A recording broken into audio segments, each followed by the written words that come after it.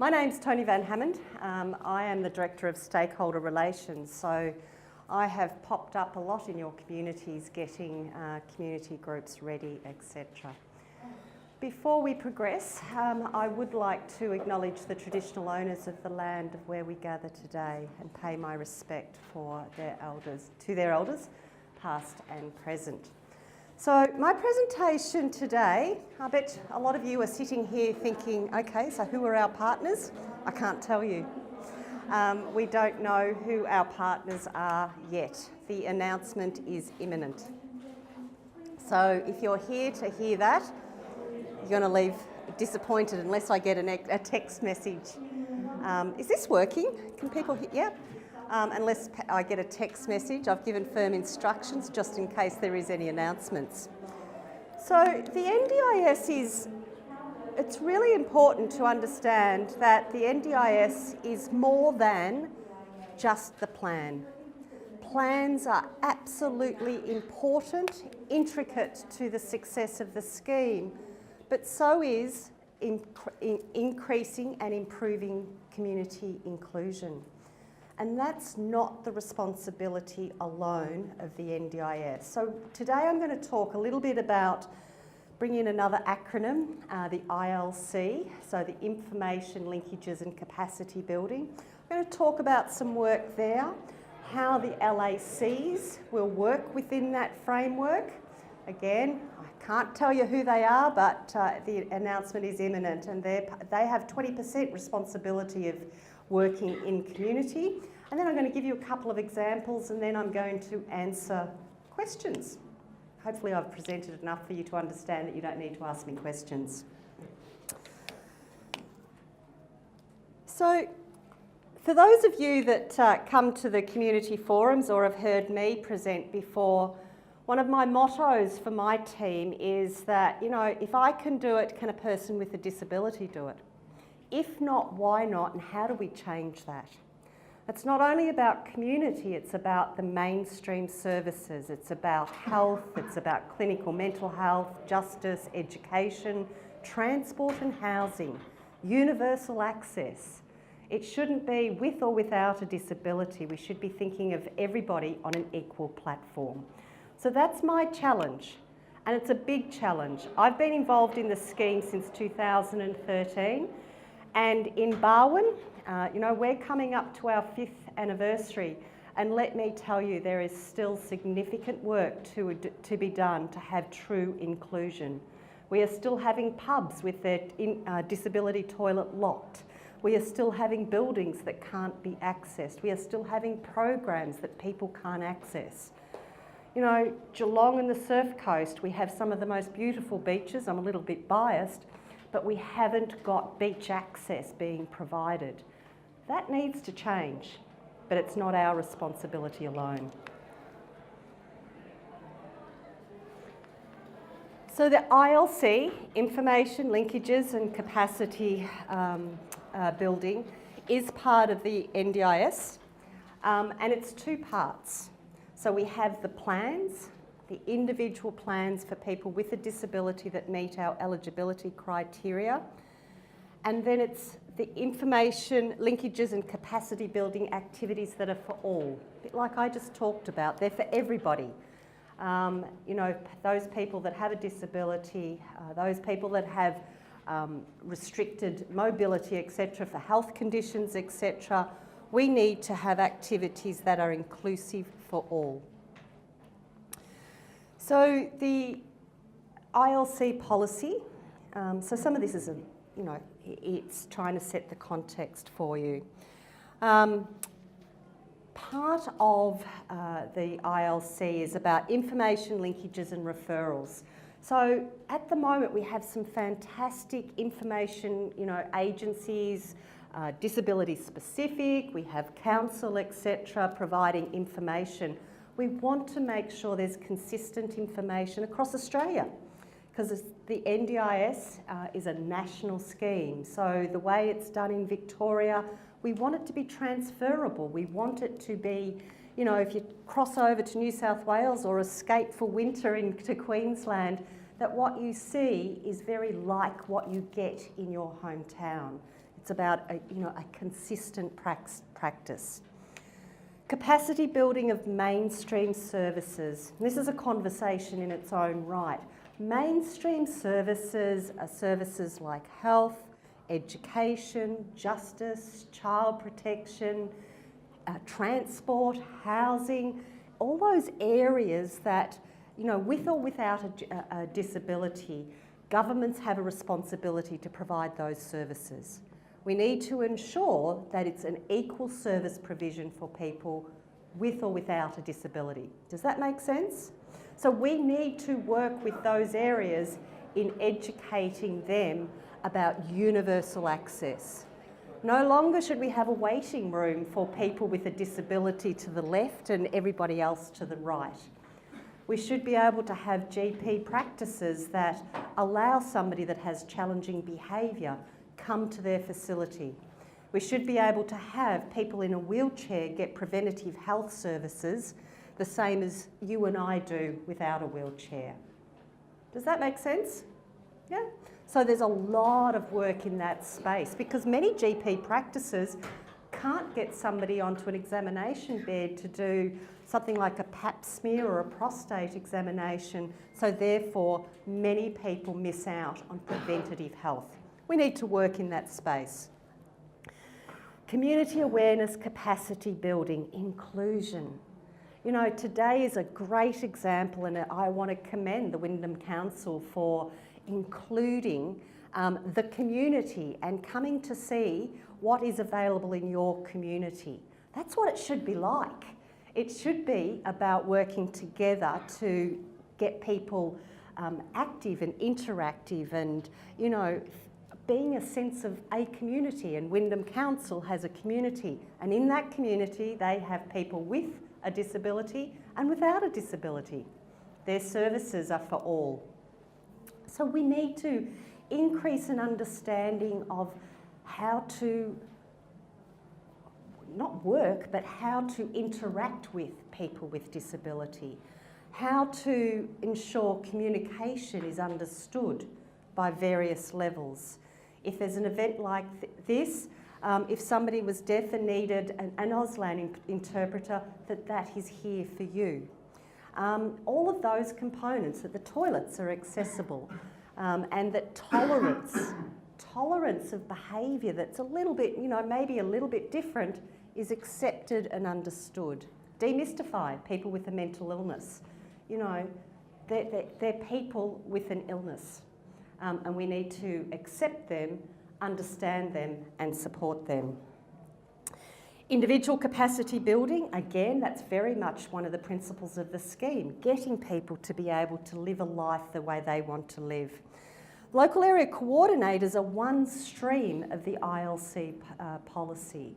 They have to implement all of the above and also work with council and work with community groups to build inclusion, to build acceptance, to ensure people have the right referral pathways. That is a responsibility of the LAC, but not them alone. So there is a grants process. Now for Victoria, the grants doesn't start until July next year, but there'll be work towards that. So community groups, councils, etc. will have an ability to apply for grants that meet and work within the ILC framework. Currently, we've had some national ILC grants that have occurred, and they're sort of being rolled out. And again, we want them transferable to set the scene so then they can be adopted across the country. And in ACT and South Australia, I have to check that, the ILC jurisdictional grants, etc., or the statewide grants are occurring, and we're starting in July 1 next year for Victoria. So there's a toolbox that I show at the end. So if you're interested, especially if you're from local government, you should start thinking about those opportunities. Oh, there you go. So New South Wales, South Australia and ACT July this year, and then Vic, Tas, Queensland, Northern Territory July 1 next year. And then the Readiness Grants. So a lot of the activities, so our great colleagues of Valid have got some ILC grants.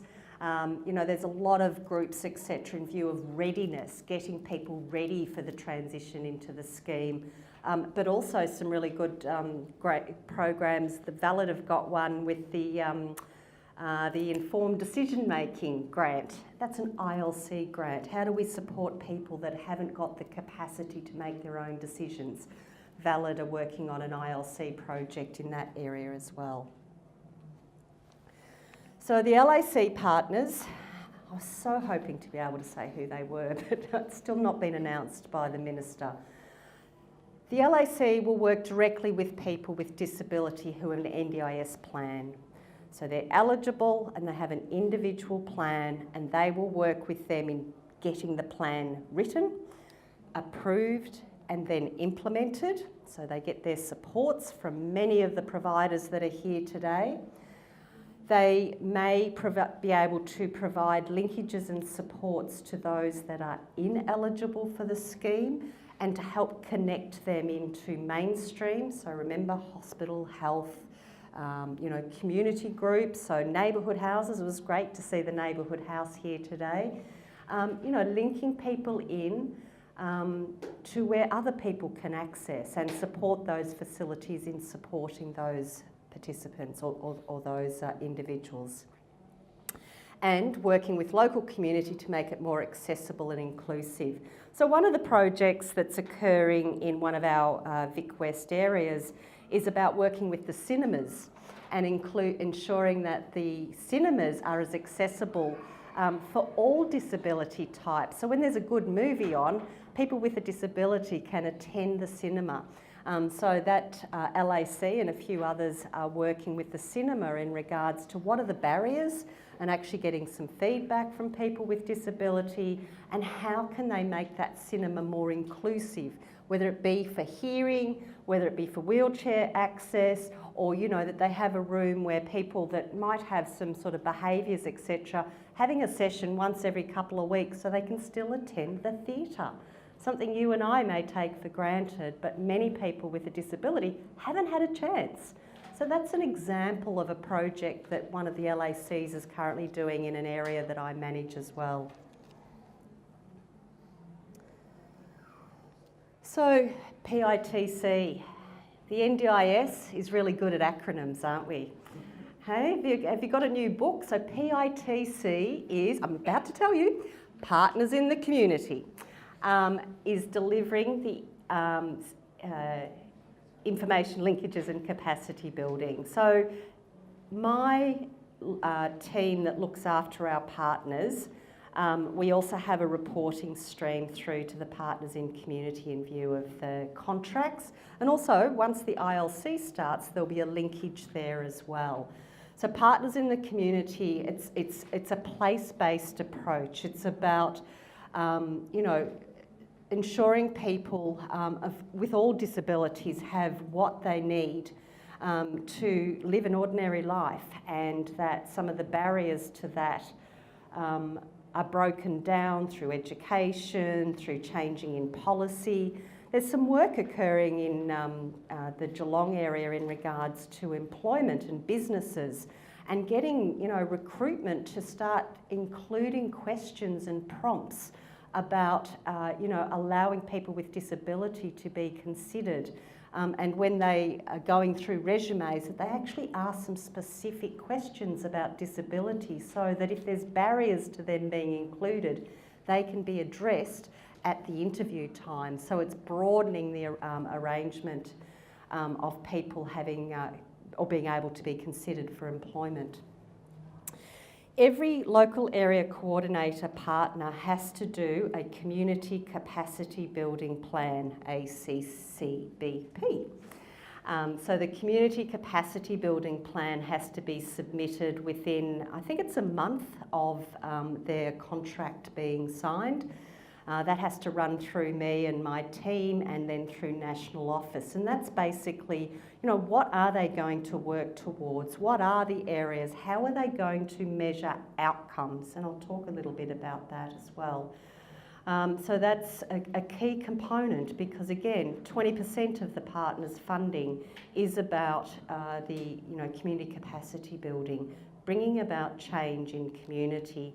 And in the early days, I think what we have seen is there's still that, getting that readiness and those, information about what is the NDIA and myth busting and clarifying, etc., will be some of their key responsibilities. Look, I'm not going to go through so much. This is some of the grants that are currently happening that sort of complements the partner-led activities. So the national projects, so that are cross-border. Then there's the localised jurisdictional grants. And then there's some discrete projects. So the one that I just referred to with VALID and the sort of the third-party assistance for decision making, etc. They're targeted areas where we know there's a need. So there's specific projects for specific needs that have been targeted by the agency. So people have said, well, you've got your LAC and then there's grants and you're going to have them doing one thing and, us doing one thing. It's really important that we complement, not compete. So that they work with council, they work with community groups, and that there's collaboration. So certainly we don't want overlap, and we don't want something that's occurring in Victoria that might be occurring in New South Wales. We want things that, Victoria's tried, set up something really good. Is it transferable across other areas in the country? And yeah, the partners are a connector, not only for people with a plan, but for community and for mainstream. The mainstream area really has some significant work to occur in that space because there's a lot of silos in regards to, especially areas like health, etc. So we need universal, with or without a disability, universal services that people don't think twice. So there's a lot of work, there's a lot of education, and there's a lot of politics in regards to getting that worked out.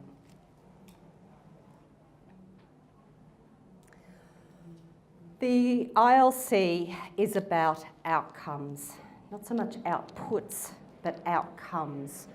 We want to know the ILC activities, how they result in a change for people, a tangible change, and a sustainable change, one that can, keep going. And I know there's been lots of questions and debate in regards to, but the grants might only be for 12 months, etc. The projects need to look at how can they be sustained without the funding, because it's about changing policy, it's about changing practice, it's about changing thinking. So that's why the projects, the grants, are often only for a short period of time, because hopefully what's put in place is then embedded into practice and people don't have to think about it twice. So I don't want to hear so much about, well, we ran 6 forums or 6 workshops. It's about what came about because of those workshops. What was the result for a person with a disability or a community supporting somebody with a disability or the family? It's the outcomes that we want to hear about, not the outputs. So not so much the numbers, it's about the change, the impact. I think these 5 points are really important, and this is what we're wanting to see. People with disability are connected and have the information they need to make the decisions and choices. Information they need. And if they haven't got the ability to understand that information, they have access to supports to help them understand those. They have the skills and confidence to participate and contribute to the community, and their rights are protected. They use and benefit from the same mainstream services as everyone else. So that bit of a scenario in regards to GPs and things like that. Again, what are those things you access?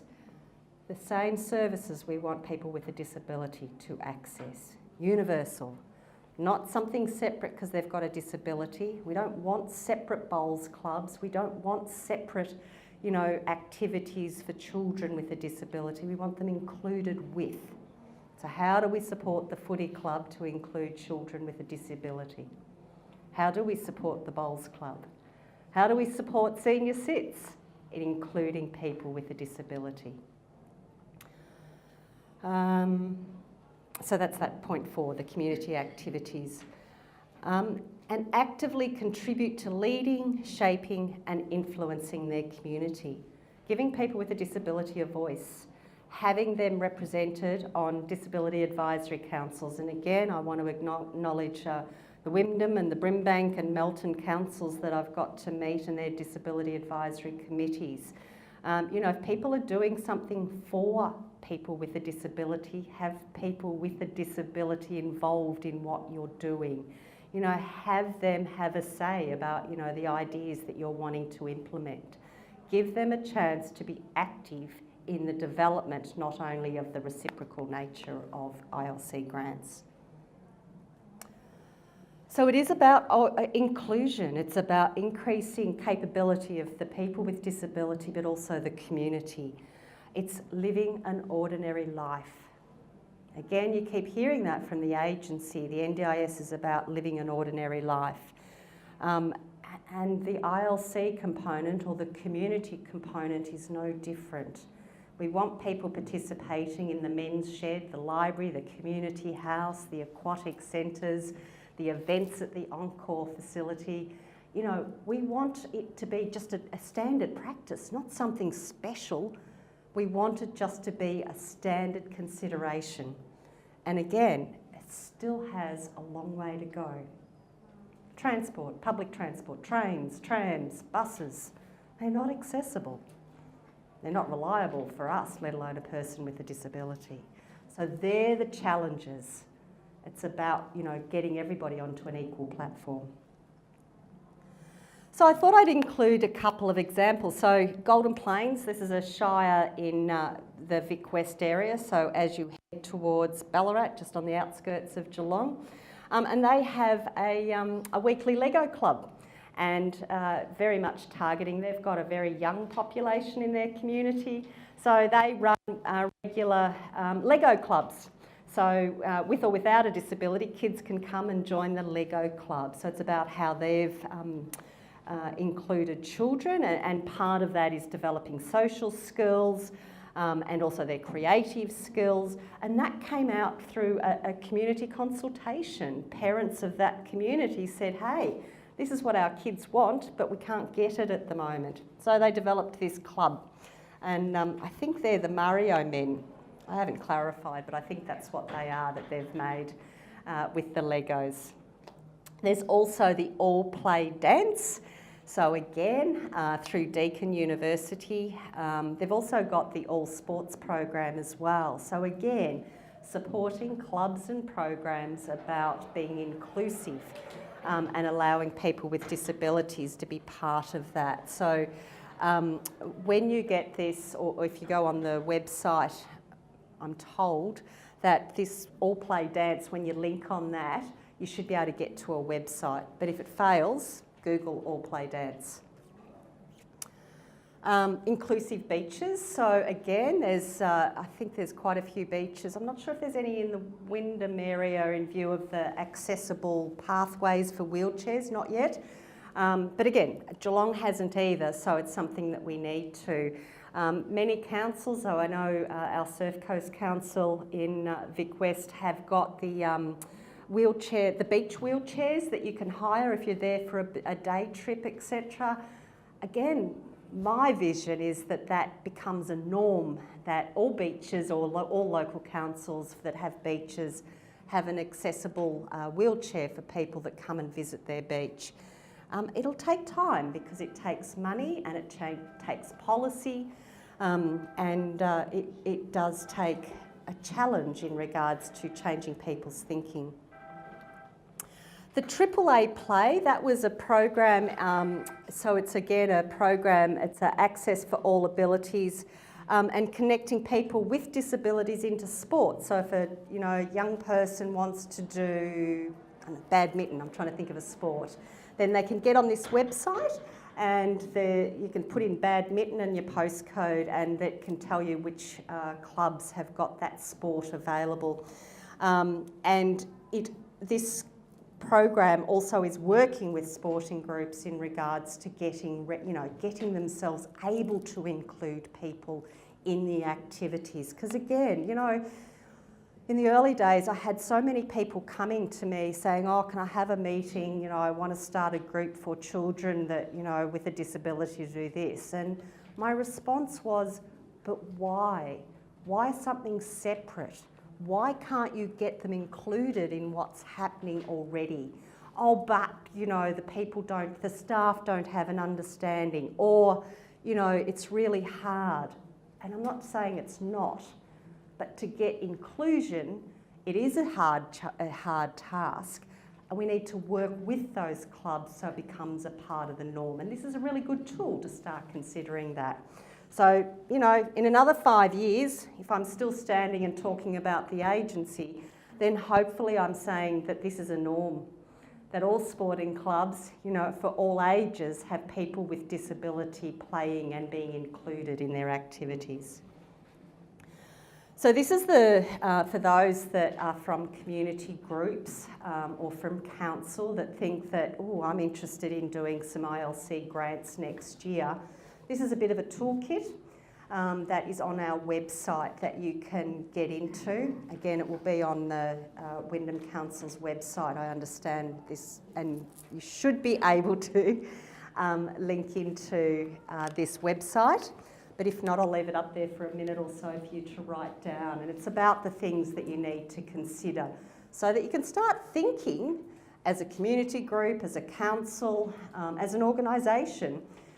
I think we've got something to offer, and you can look at what we're looking at, what the process will be, so that when the grant rounds are opened, you're ready to run.